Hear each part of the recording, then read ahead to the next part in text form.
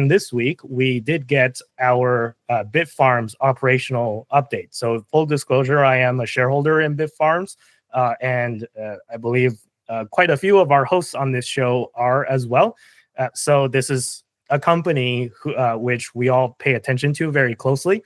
So Bitfarms put out their September operational update, and there's a couple of pieces of good news and maybe a couple of pieces of bad news as well. So first of all, their energized hash rate remained at 11.3 exahash per second, which is the same as August.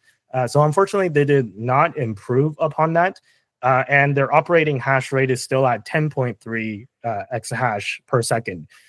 So maybe that's kind of a thing that we can talk about. Is that concerning that they're trying to get to 21 exahash per second by the end of the year, by the way. So, are they going to be able to hit that? That's kind of a like a point of concern that we can talk about. But their Bitcoin HODL did increase. So they increased their Bitcoin HODL position to 1,147 Bitcoin.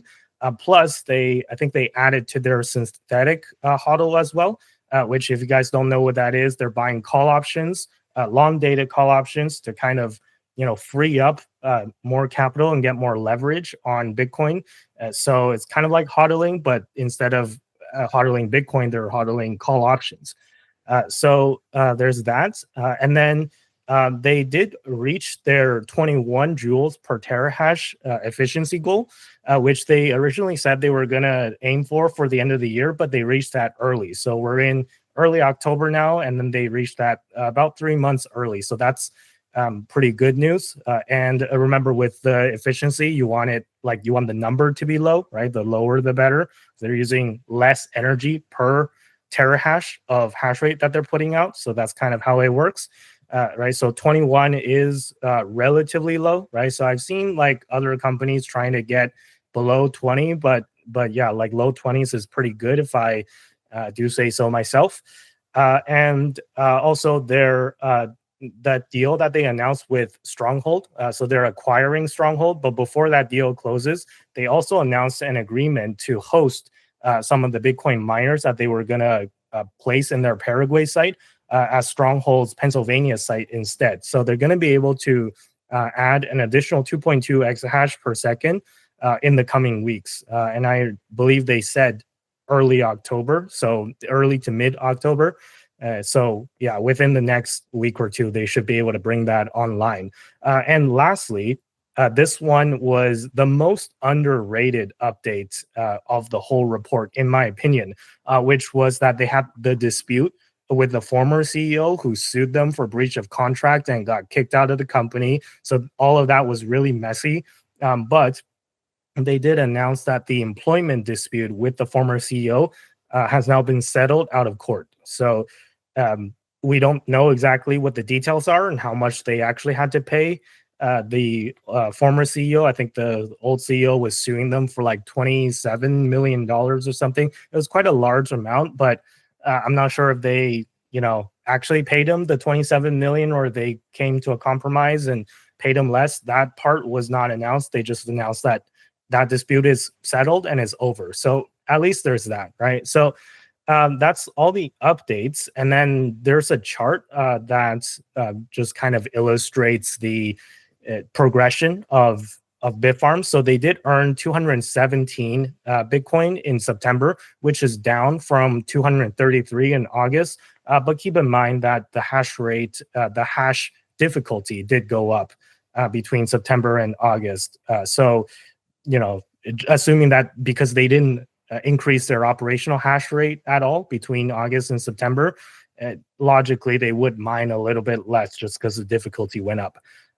So yeah, anyways, there's that chart. And that's the update. And right now I do want to pass it off to one of you guys, whoever wants to take the floor. What do you think of this update? Do you find this update to be acceptable? Is it good or bad? How are you feeling? If you're a Bitfarms shareholder, how are you feeling about the company? Because I know, like, Bitcoin miners in general and Bitfarms, the stock hasn't been doing well recently. So does this report make you more concerned, less concerned, or just about the same amount of concern, and it doesn't really impact your opinion at all? So whoever wants to take it first. I know Tristan's probably dying to speak because he is our in-house resident mining expert. So maybe I'll pass it to Tristan first. So I think that this was a pretty mid update. It's not anything special. I think the main thing is that the FUD with the CEO has been settled.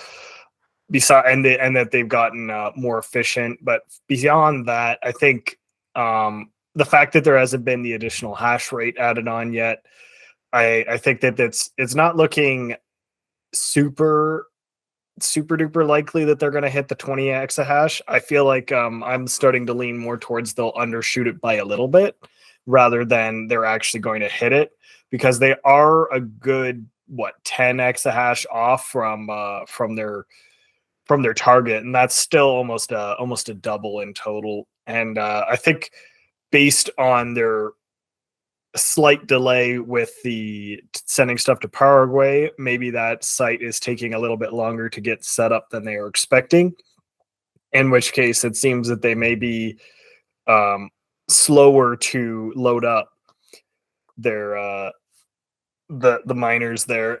It's possible though that there is, since has been some shipping issues, etc., in the States, for example, that this may be impacting their ability to receive the miners, which could be an additional factor. But I think overall, I don't think that this is looking like a bad scenario. It's just kind of like we're kind of waiting for them to really make more of a move in this scenario, right? Because we're waiting for that stronghold hosting deal to kick in, and then we're also waiting for any news on the Paraguay or additional stronghold hosting. Like at this point, we're in a bit of a weird spot, because it's possible that they could go really hard and get a whole bunch of stuff really quickly and manage to hit that target, but I think that we're running out of time for them to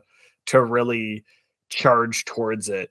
And it could be possible that they're going to go with a lower installed hash rate, a higher installed hash rate, but but not have it energized, so that they can be like, oh, we hit the target, but also, they kind of didn't, because it's not actually energized. It could be just that they're racking them up. So we'll have to see how this pans out. I think that I'm still bullish on the stock. I'm still bullish on the company, but I think we're kind of waiting on them to do something here. And I think that the stock is not going to go up without Bitcoin moving itself at this point. I don't think that Bitfarms news itself is going to be moving it unless they announce like a major addition to their process. Right. To give it a letter grade, what would you give it? It's like a B-. It's fine. I guess yeah, it'd be like a 70, flat on a 70. It's perfectly fine. I would have expected it to be more, but I'm not dissatisfied, if that makes sense. Yeah, no, it makes sense. And just not to try and make excuses for Bitfarms. I think part of the reason why they did kind of maybe underperform their hash rate growth expectations was because they had a bad batch of their miners that they got shipped from Bitmain, I think is the manufacturer. One of the, a batch of the whole, like a whole batch of the miners, they had a chip that was faulty. It was overheating or something. So they had to send it back, and then they had to get a new batch. So that was like, there's no way they could have predicted that, right? And usually Bitmain is really good at quality control, but they just got unlucky. So unfortunately, that was a thing that I think did delay them. And if they don't hit their 21 exahash goal by the end of the year, I would say that that's probably going to be a big contributing factor. And like you said, Tristan, maybe they'll just like put them in. and then not have them operational and say that they technically hit their target is like the politician's answer, right? It's like if you ask Kamala Harris what she's going to do for inflation, like that's kind of like, you know, a non-answer, right? Just we put them in, but it's not operational, but you know, we kept our promise, right? So that would be unfortunately not the greatest outcome, but yeah, I mean, if that happens, then it's whatever. Again, I still think that Bitfarms has a lot of potential, and I'm still bullish on the stock myself. And I'll be a little bit more generous than Kristen. Maybe I'll give it just a B, not a B minus.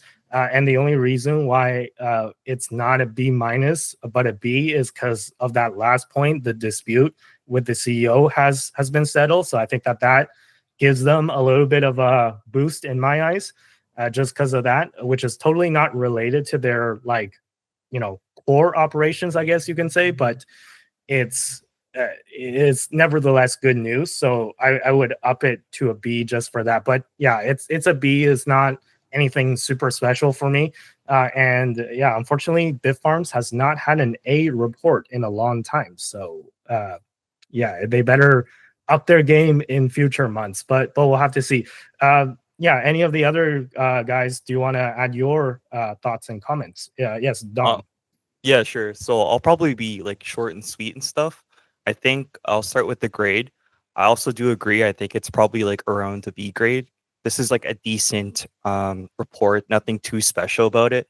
And my logic is any of the issues that they're actually experiencing as of this moment right now, if the Federal Reserve is cutting interest rates supposedly like meeting per meeting, and the Bank of Canada is cutting interest rates too as well. Like companies like Bitfarms are going to have more access to money, and with access to more money and cheaper prices for those access to money, they could probably hire out better, increase their technology, and then make processes better. So I think over time, the company will inevitably do a lot better, and it'll show, I'm sure, in like the next few months following.